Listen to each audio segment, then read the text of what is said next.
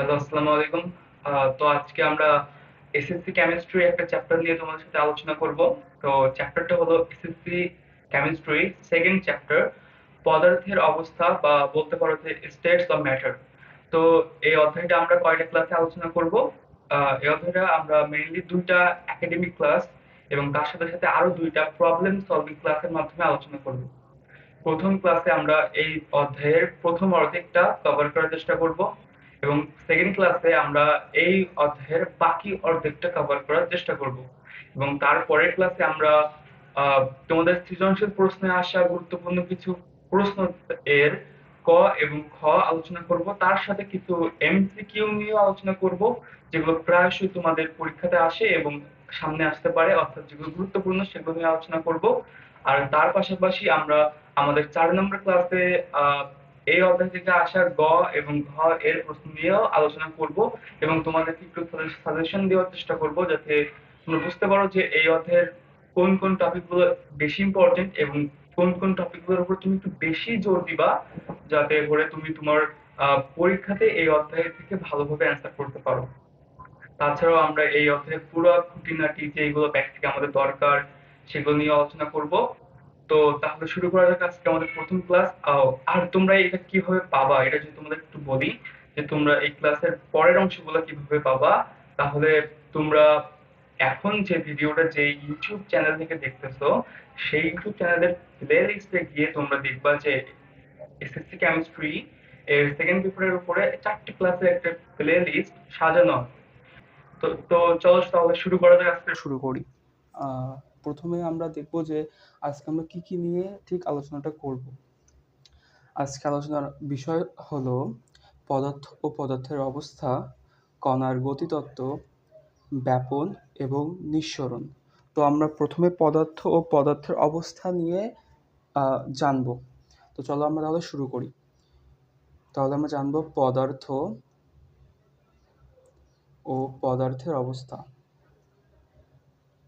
পদার্থের অবস্থা নিয়ে, ঠিক আছে? তার আগে আমরা জানতে চাবো যে আসলে পদার্থ জিনিসটা কি। পদার্থ বলতে মেনলি আমরা বোঝাই এমন কিছু জিনিস যাদের নিজস্ব ভর আছে, নিজস্ব একটা ভর আছে।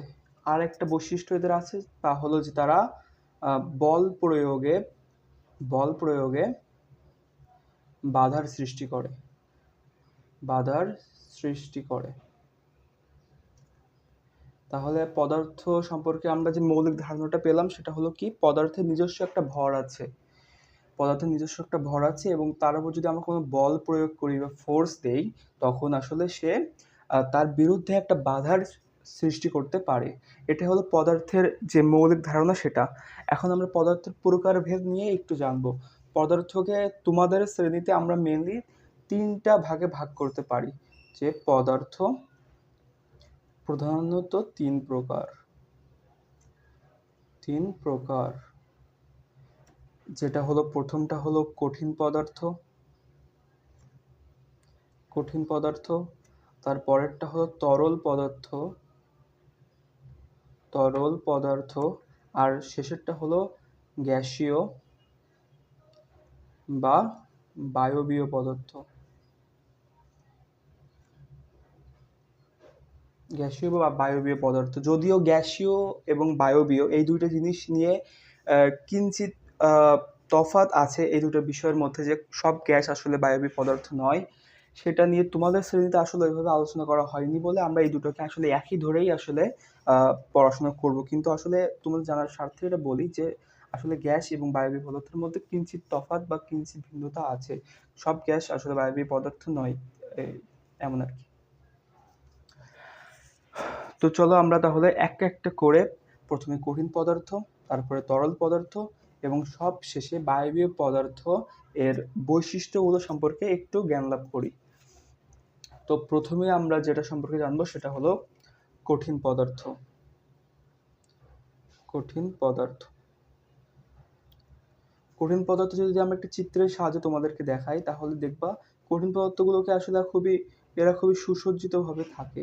এরা আসলে খুবই সুসজ্জিতভাবে থাকে, এই যে মনে করো যে খুবই কাছাকাছি, খুবই সুসজ্জিতভাবে ঘূর্ণভাবে এটা থাকে। তো এর মেন যে বৈশিষ্ট্য আছে, এরও একটা ভর আছে, কারণ এই একটা পদার্থ। এও বল প্রয়োগে বাধা সৃষ্টি করে, বল প্রয়োগে বাধা সৃষ্টি করে। তাছাড়াও এর নিজস্ব আয়তন আছে, আয়তন, এর নিজস্ব আয়তন আছে। তার সাথে সাথে এর একটা নির্দিষ্ট আকারও আছে, নির্দিষ্ট আকার আছে। তো তোমরা কিন্তু খুব সুন্দর করে এর নোটগুলো নিবা, কারণ এগুলো খুব ইম্পর্টেন্ট, পরীক্ষা আসতে পারে। তো আমরা জানলাম যে কঠিন পদার্থের বৈশিষ্ট্যের মধ্যে তার প্রথম বৈশিষ্ট্য হলো তার নিজস্ব একটা ভর আছে, সে বল প্রয়োগে বাধা সৃষ্টি করতে পারে, এবং আয়তনও আছে, একটা নির্দিষ্ট আয়তন তার আছে, এবং তার একটা নির্দিষ্ট আকারও আছে। এবার যদি আমরা তরল পদার্থ নিয়ে একটু জানতে চাই, তরল পদার্থ যদি ছবি আঁকি তোমাদেরকে একটু দেখাই, কঠিন পদার্থ থেকে তুলনামূলক দূরে দূরে এর কণাগুলো অবস্থান করে। এর প্রত্যেকটা হলো আসলে তরল পদার্থের একটা একটা কণা, তরল পদার্থের একটি কণা, একটি কণা। এর প্রত্যেকটা হলো তরল পদার্থের একটা একটা কণা। এগুলো কঠিন পদার্থের থেকে তুলনায় একটু দূরে দূরে তারা অবস্থান করে। তো এরও কিছু নির্দিষ্ট বৈশিষ্ট্য আছে, বৈশিষ্ট্যগুলো আমরা দেখব। যেহেতু এটিও একটি পদার্থ, তাহলে এরও একটি নির্দিষ্ট ভর আছে, এও বল প্রয়োগে বাধা সৃষ্টি করতে পারে, তাই তো? কারণ এও একটা পদার্থ। পদার্থের সংজ্ঞা থেকে আমরা জেনেছি যে পদার্থ হলেই তার একটা নির্দিষ্ট ভর থাকবে, এবং সেও আসলে বল প্রয়োগে যে বাধা সৃষ্টি সেটা করতে পারবে। এখন দেখো, এখানে তার নির্দিষ্ট একটা আয়তনও আছে, তার নির্দিষ্ট একটি আয়তনও আছে, কিন্তু যেটা তার নাই সেটা হলো তার নির্দিষ্ট আকার। আকার নেই। আকার নেই কেন? কারণ তুমি তরল পদার্থকে যেই পাত্রেই রাখবা, তরল পদার্থ সেই পাত্রেরই আকার ধারণ করবে।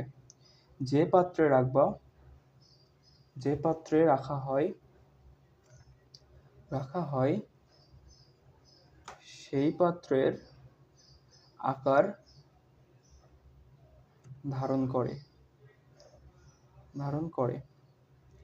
যেমন ধরো এখানে একটা টেস্ট টিউব আমরা নিয়েছি, এই টেস্ট টিউবের মধ্যে আমরা কিছু তরল পদার্থ আমরা দিয়েছি। ধরো আমরা তরল পদার্থ হিসেবে পানিই দিয়েছি, কারণ পানি সবথেকে পরিচিত তরল পদার্থ আমাদের কাছে। তো আমরা এর মধ্যে কিছু পানি দিয়েছি, এর পানি দিয়ে আমরা এতটুকু ভর্তি করেছি। তখন দেখো এটা অনেকটা সিলিন্ডার শেপের একটা আকার ধারণ করেছে, সিলিন্ডার শেপ শেপ এর মতো আকার ধারণ করেছে। এবার এই একই পানিকে যদি তুমি কোনো একটা চার কোণা ধরনের বাক্সের মধ্যে রাখো, তাহলে সে একটা চতুর্ভুজ আকৃতির আকার আর সেটা ধারণ করবে। তাহলে বুঝতে পারছো যে তরল পদার্থকে আমরা যেই পাত্রে রাখি সেটা হতে পারে কোনো সিলিন্ডার শেপ বা সিলিন্ডার শেপের কোনো পাত্র, হতে পারে সেটা ঘনক আকৃতির কোনো পাত্র। আমরা যেই পাত্রে রাখি সেই পাত্রেরই আকার আসলে তরল পদার্থ সেটা ধারণ করে ফেলে। এটা হলো তরল পদার্থ এবং কঠিন পদার্থের মধ্যে একটা পার্থক্য, যে তরল পদার্থের নির্দিষ্ট আকার না থাকলেও কঠিন পদার্থের নির্দিষ্ট আকার আছে।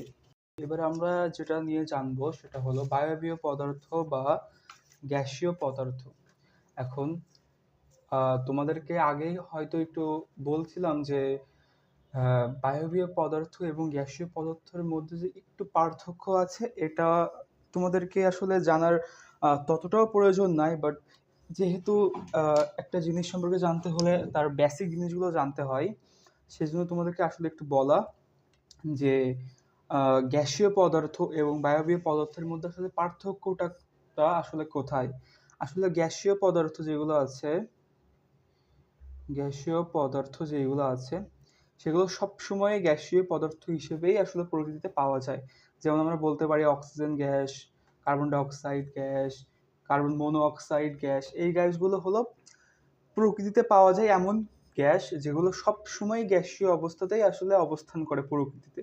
তারপরে বলতে পারো যে মিথেন গ্যাস, এগুলো আর কি। আর বায়বীয় পদার্থ যেগুলা, বায়বীয় পদার্থ বায়বীয় পদার্থ বলতে আমরা এমন পদার্থকে বুঝি যেগুলো আসলে সবসময় আহ, যে গ্যাসীয় অবস্থায় থাকবে ব্যাপারটা এমন নয়। সেগুলো হয়তো কখনো তরল অবস্থায় থাকতে পারে, কখনো বা কঠিন, আবার কখনো বা বায়বীয় বা গ্যাসীয় অবস্থায়।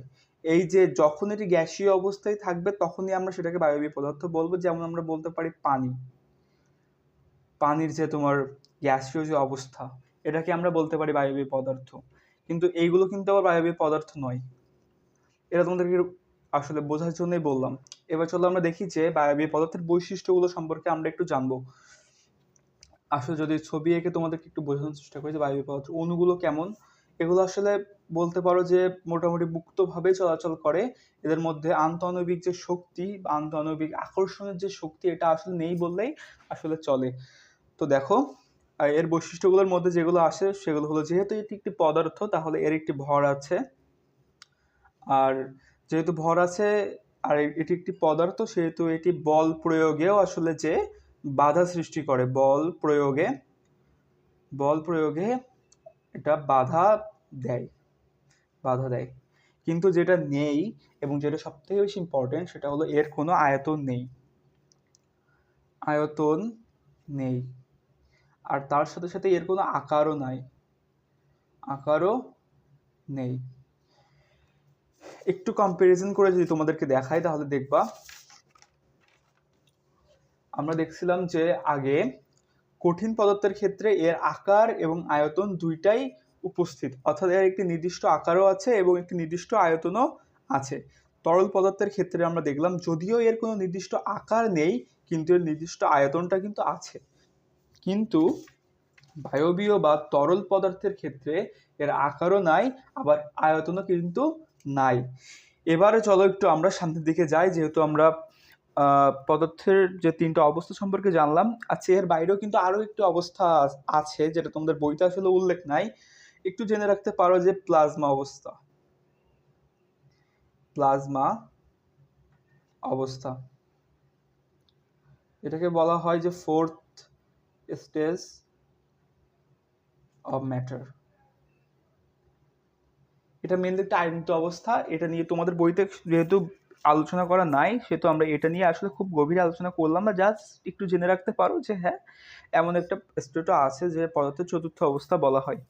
এবার আমরা একটি খুব গুরুত্বপূর্ণ টপিক নিয়ে আলোচনা করব, সেটা হলো যে কণার গতিতত্ত্ব, বা বলতে পারো কাইনেটিক থিওরি অফ পার্টিকেলস। এটা নিয়ে আমরা একটু আলোচনা করি। চলো দেখো, যেটা নিয়ে আমরা আলোচনা করবো হলো কণার গতিতত্ত্ব। কণার গতি তত্ত্ব। আমরা জানি সব কণার ক্ষেত্রে আসলে দুইটা বৈশিষ্ট্য আসলে সব কণার ক্ষেত্রে প্রযোজ্য। একটা হলো কণাগুলোর মধ্যে অবশ্যই একটা আন্তঃকণা আকর্ষণ শক্তি থাকবে, যে আন্তঃকণা আকর্ষণ শক্তি থাকবে, আন্তঃকণা আকর্ষণ শক্তি থাকবে। এবং আরেকটা যে বৈশিষ্ট্য তার হলো গতি শক্তি বিদ্যমান। গতি শক্তি বা কাইনেটিক এনার্জি তোমার সবসময় একটা কণার মধ্যে থাকবে। এই যে গতিশক্তি এবং এই যে আন্তঃআণবিক আকর্ষণ শক্তি, এই দুইটার মাধ্যমে কণা কোন অবস্থায় আছে, অর্থাৎ কঠিন অবস্থায় আছে নাকি তরল অবস্থায় আছে নাকি বায়বীয় বা গ্যাসীয় অবস্থায় আছে, সেটা ব্যাখ্যা করার নামই হলো কণার গতিতত্ত্ব। এটা খুবই গুরুত্বপূর্ণ একটা সংজ্ঞা, তোমরা লিখে নিতে পারো যে কোন কণার আন্তঃআণবিক বা আন্তঃকণা আকর্ষণ শক্তি এবং গতিশক্তির মাধ্যমে কোনো কণা কঠিন অবস্থায় আছে নাকি তরল অবস্থায় আছে নাকি বায়বীয় অবস্থায় আছে, এটা ব্যাখ্যা করার যে তত্ত্ব, ওটাকে আমরা বলি যে কণার গতিতত্ত্ব। তো দেখো আমরা কেন বললাম, এটা আমরা কিভাবে ব্যাখ্যা করব সেটা তোমাদেরকে একটু বলি। দেখো, যখন আমরা কঠিন পদার্থের ক্ষেত্রে দেখি, কঠিন পদার্থ এর কণাগুলো খুবই মোটামুটি বলতে স্থিরই আছে আর কি, বুঝলাম।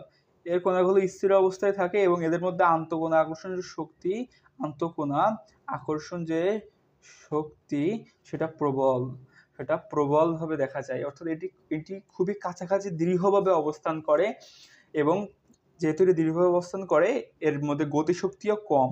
এর গতিশক্তি তুলনামূলকভাবে কম। গতিশক্তি অন্যান্য অবস্থা থেকে তুলনামূলকভাবে একটু কম।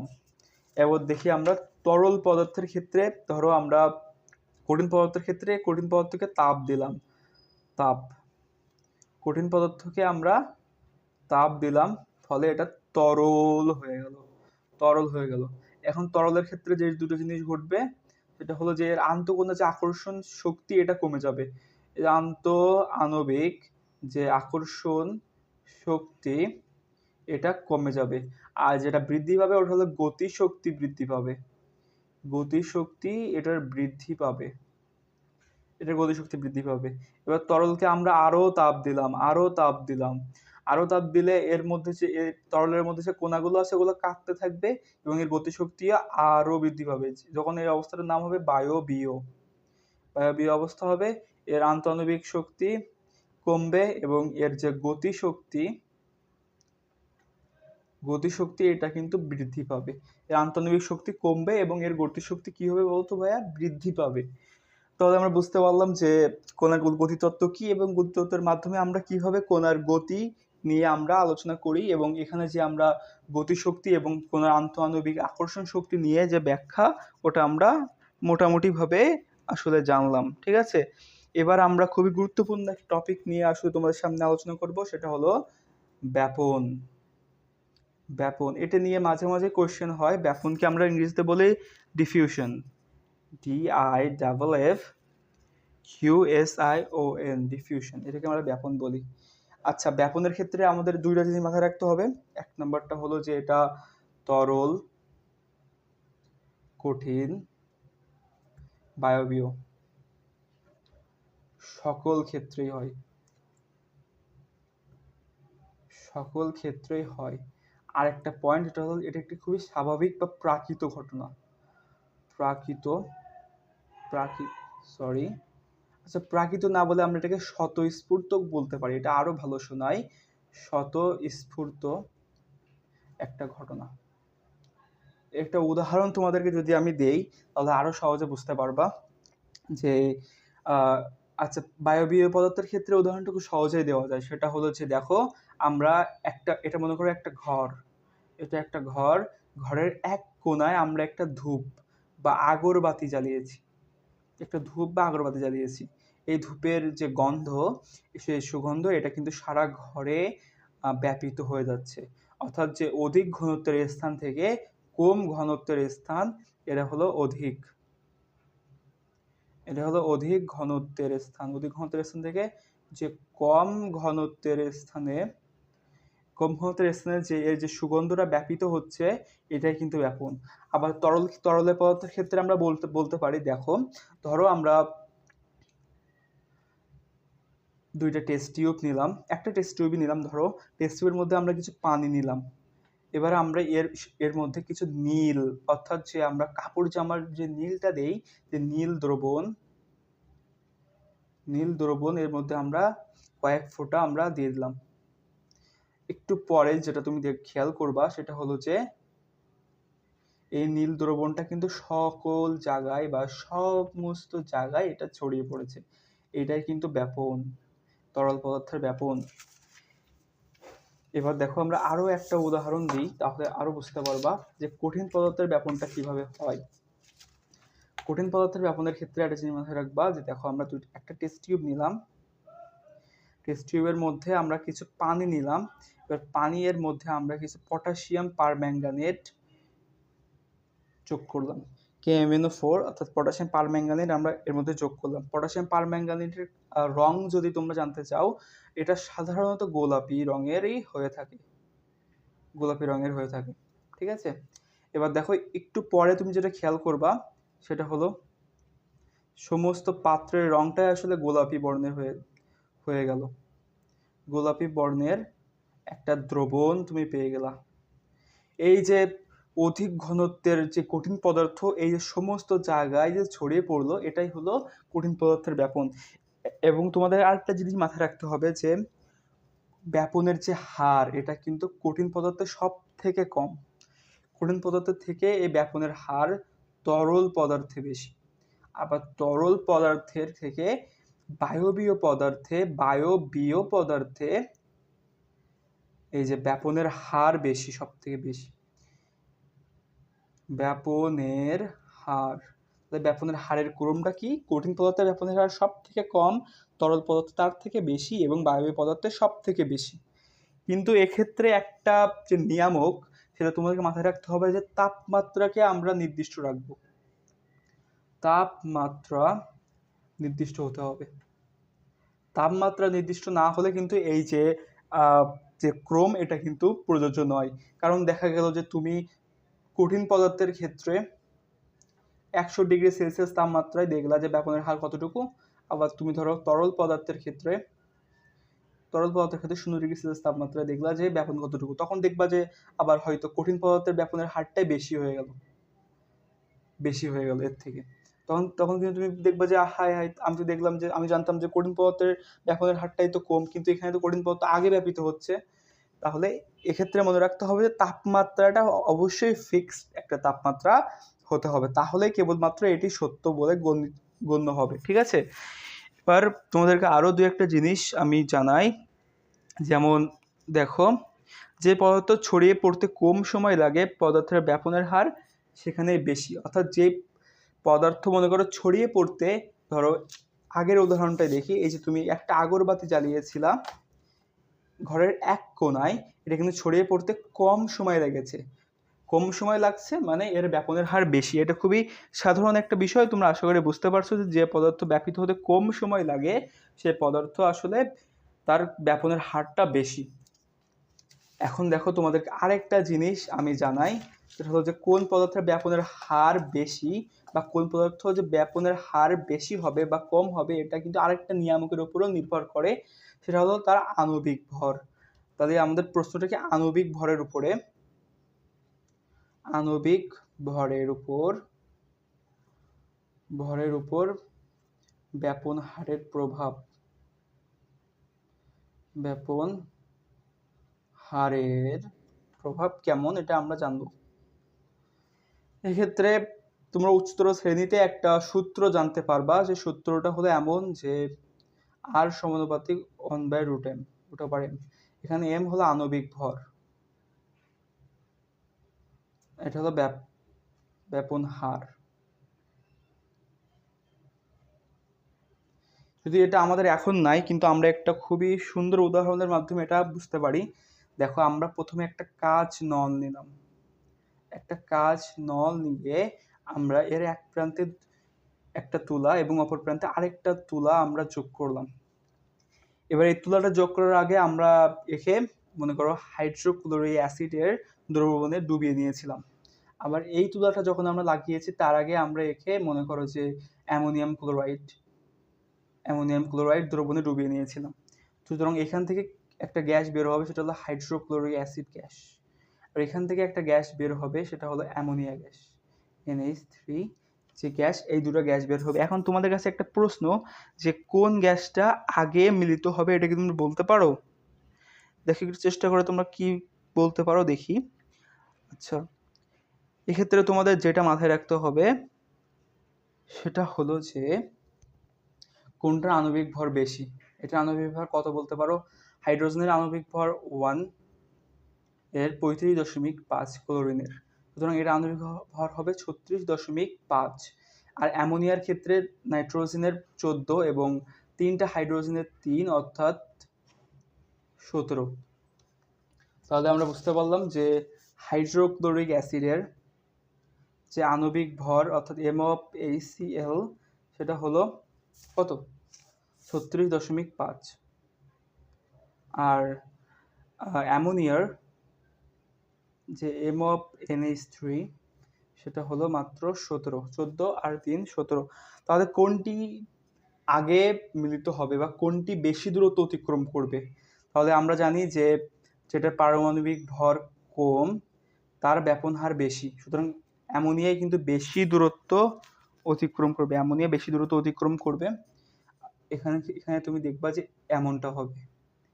ধরো আমরা এখানে দুটো তুলা নিচ্ছি, এখানে আমরা HCl দিচ্ছি আর এখানে আমরা অ্যামোনিয়াম ক্লোরাইড দিচ্ছি। এটা ঠিক এমন জায়গায় মিলিত হবে এবং একটা সাদা ধোঁয়ার সৃষ্টি করবে, সেটা হবে অ্যামোনিয়াম ক্লোরাইডের একটা ধোঁয়া। সরি, এখানে একটু আমার ভুল হয়েছে মনে হয়, দেখি। হ্যাঁ, হ্যাঁ। এখানে আমরা অ্যামোনিয়াম হাইড্রোক্সাইড নিয়ে কাজ করব। এখানে আমরা অ্যামোনিয়াম হাইড্রোক্সাইড নিয়ে কাজ করব। করলে যে ধোঁয়াটা তৈরি হবে, যে সাদা রঙের যে ধোঁয়া সৃষ্টি হবে, সেটা হবে তোমার অ্যামোনিয়াম ক্লোরাইডের। আশা করি এই পর্যন্ত বুঝতে পেরেছো। তার মানে আমরা এখান থেকে যে সহজ যে লেসনটা আমরা পাবো, সেটা হলো যার পারমাণবিক ভর বেশি তার ব্যাপন হার কম, অর্থাৎ সে কম দূরত্ব অতিক্রম করবে। এখন তোমাদের কাছে একটা প্রশ্ন আমি রাখতে চাই, এটা তোমাদের হোমওয়ার্কও বলতে পারো, যে আমরা দুইটা গ্যাস নিব, একটা হলো কার্বন ডাইঅক্সাইড আর আরেকটা হলো কার্বন মনোঅক্সাইড। এখন তোমাদের কাছে প্রশ্ন হলো যে এই দুইটা গ্যাসের মধ্যে কোন গ্যাস বেশি দূরত্ব অতিক্রম করবে, বেশি দূরত্ব অতিক্রম করবে। এটা তোমাদের কাছে প্রশ্ন থাকলো, তোমরা আশা করি হোমওয়ার্কটা করে জমা দিবে। এখন আমরা পরের টপিকে চলে যাই। এবার আমরা যে টপিকটা নিয়ে জানবো, এটা আমাদের আজকের ক্লাসের লাস্ট টপিক, সেটা হলো নিঃসরণ বা ইফিউশন। নিঃসরণ বা ইফিউশন। এখন দেখো নিঃসরণটা কি। সরু ছিদ্রপথে উচ্চ চাপ থেকে কোনো গ্যাস নিম্ন চাপের দিকে যদি সজোরে বের হয়ে যায়, তখন আমরা সেটাকে নিঃসরণ বলি। যেমন তোমাদের সাথে প্রায় এটা ঘটে থাকবে, যখন তোমরা সাইকেল চালাও, ধরো তোমরা সাইকেল চালাচ্ছ এবং হঠাৎ করে একটা কাঁটা তোমাদের সাইকেলে ফুটে গেল এবং সেই পথ দিয়ে খুবই সজোরে কিছু বাতাস বের হয়ে আসলো। এটাও কিন্তু নিঃসরণের একটি উদাহরণ। আরো অনেক উদাহরণ হতে পারে। ধরো তুমি একটি বেলুন ফুলালে, এবং এতে একটি কস টেপ দিয়ে দিলা এবং একটি সুই দিয়ে এখানে ফুটো করে দিলা, এবং তুমি হাত রেখে দেখার চেষ্টা করলা যে এখান থেকে বায়ু বের হচ্ছে কিনা। দেখবা যে সজোরে একটা বায়ুর প্রবাহ তুমি হাতে অনুভব করতে পারবা। এটাও কিন্তু নিঃসরণেরই একটি উদাহরণ। এখন তোমাদের মনে হতে পারে যে নিঃসরণ এবং ব্যাপনটা তো একই রকম প্রক্রিয়া। না, নিঃসরণ কিন্তু কোনো প্রাকৃতিক বা স্বতঃস্ফূর্ত প্রক্রিয়া না, এটা আমরা কৃত্রিমভাবে ঘটাই। বলতে পারো ফোর্স, এক্সটার্নাল কোনো ফোর্স দিয়ে এটাকে আমরা ঘটাই। এটা কিন্তু প্রাকৃতিকভাবে বা স্বতঃস্ফূর্তভাবে কোনো ঘটে এমন কোনো ঘটনা নয়। বুঝতে পেরেছো? সুতরাং তোমাদেরকে আমি বোঝাতে পেরেছি আশা করি যে এটা নিঃসরণটা আসলে প্রাকৃতিক কোনো ঘটনা নয়। এটা আশা করি তোমরা বুঝতে পেরেছো। এখন আমরা ব্যাপন এবং নিঃসরণের মধ্যে কিছু পার্থক্য নিয়ে একটু আলোচনা করি। ব্যাপন এবং নিঃসরণ, এটা স্বতঃস্ফূর্ত ঘটনা।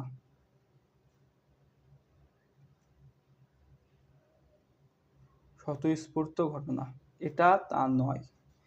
আরেকটা পার্থক্য, সেটা হলো এটা তরল, কঠিন এবং বায়বীয়, সকল ক্ষেত্রেই প্রযোজ্য। কিন্তু এটা কেবলমাত্র বায়বীয় পদার্থের ক্ষেত্রেই প্রযোজ্য,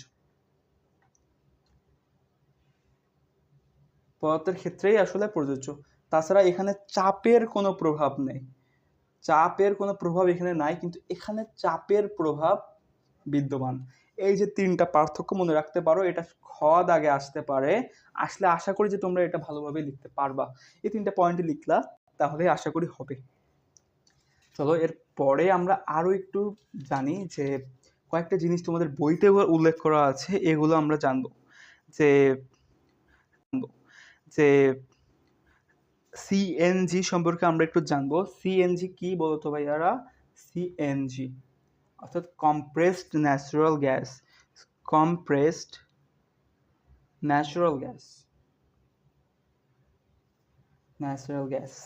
এটা আমরা মেনলি বিভিন্ন যানবাহন চালাতে ব্যবহার করি।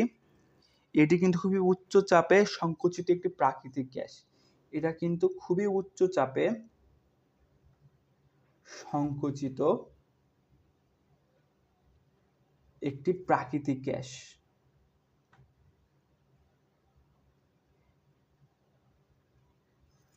গ্যাস।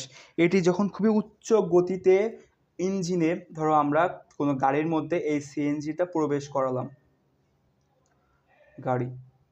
গাড়ির মধ্যে আমরা খুবই উচ্চ গতিতে এটা প্রবেশ করালাম, এবং গাড়ির ইঞ্জিনের মধ্যে এই যে সিএনজি গ্যাস, এটি খুবই গতিতে আঘাত আনবে, ফলে ইঞ্জিন সচল হবে এবং গাড়ি চলমান হবে। এবার দেখো আরেকটা জিনিস, যে আমরা রান্না করার কাজে যে গ্যাস ব্যবহার করি, যেটাকে আমরা সিলিন্ডারের মধ্যে করে নিয়ে আসি, সেটা কিন্তু আসলে মেনলি প্রোপেন এবং বিউটেনের একটা মিক্সচার তোমরা বলতে পারো। প্রোপেন এবং বিউটেনের একটা মিক্সচার।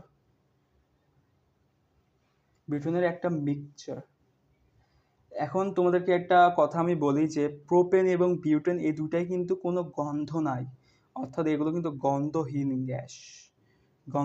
কিন্তু দেখবা তোমাদের রান্না করার যে গ্যাসগুলো আছে ওখান থেকে কিন্তু একটা গন্ধ বের হয়। তাহলে এই গন্ধটা কেন বের হয় তোমাদের জানতে কি ইচ্ছা করে না? এটা গন্ধটা আসলে এই কারণে বের হয় যে এখানে আমরা মারকিপটন নামে একটা পদার্থ ব্যবহার করি। মারকিপটন নামে একটা পদার্থ আমরা ব্যবহৃত হয়।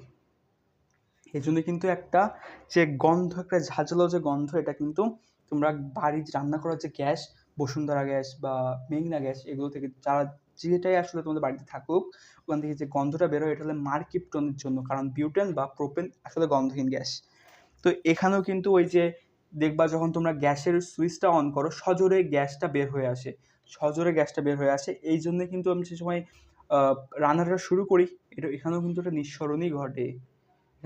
নিঃসরণই আসলে ঘটে। তো আজকে মোটামুটি আমরা শেষের দিকে চলে আসছি। আমরা মোটামুটি যে টপিকগুলো আজকে কাভার করলাম সেটা হলো, তোমাদেরকে যদি একটু শর্ট সামারি দেই, তাহলে যে টপিকগুলো আমরা কভার করলাম, 1 নম্বর হলো পদার্থের অবস্থা সম্পর্কে জানলাম। আমরা কঠিন পদার্থ নিয়ে জানছি, আমরা তরল বায়বীয় পদার্থ নিয়ে জেনেছি। বায়বীয় পদার্থ এবং গ্যাসীয় পদার্থের মধ্যে যে একটু পার্থক্য আছে সেটা নিয়েও আমরা আলোচনা করেছিলাম। আচ্ছা, এছাড়াও আমরা প্লাজমা পদার্থ নিয়েও জেনেছি, যে প্লাজমা নামেও একটা পদার্থ আছে, যদিও তোমাদের বইতে এটা আলোচনা করা হয়নি। তারপরে আমরা গতিতত্ত্ব নিয়ে আমরা জেনেছিলাম যে আমরা যে পদার্থের মধ্যে যে আণবিক যে আকর্ষণ বল এবং পদার্থের মধ্যে যে গতিশক্তি, এটার মাধ্যমে পদার্থের যে বিভিন্ন অবস্থার যে ব্যাখ্যা এটা যে করা যায়, এটাকে আমরা গতিতত্ত্ব বলি। এটা সম্পর্কে আমরা জেনেছিলাম। তারপরে আমরা ব্যাপন সম্পর্কে আমরা একটা ধারণা নিয়েছি এবং আমরা নিঃসরণ সম্পর্কেও একটা ধারণা পেয়েছি। তো এই যে তোমাদের ধারণাগুলো দিলাম, আশা করি তোমাদের কাছে সবকিছুই ক্লিয়ার এবং তোমরা বুঝতে পেরেছো। তারপর যদি তোমরা কোনো বিষয় সম্পর্কে বুঝতে না পারো, তাহলে আমাকে কমেন্টে জানিও। আমি আশা করি সেই বিষয়ের উপরেও আমি ছোট ছোট কিছু ভিডিও দেওয়ার মাধ্যমে তোমাদেরকে সাহায্য করতে পারবো। আর তোমাদের বাড়ির যে কাজটা দিয়েছিলাম ওটা কিন্তু অবশ্যই করবা। আমি কাজটা আবার একবার এখানে লিখে দেই, দেখো, কার্বন ডাই অক্সাইড এবং কার্বন মনোক্সাইডের মধ্যে কার ব্যাপন হার বেশি?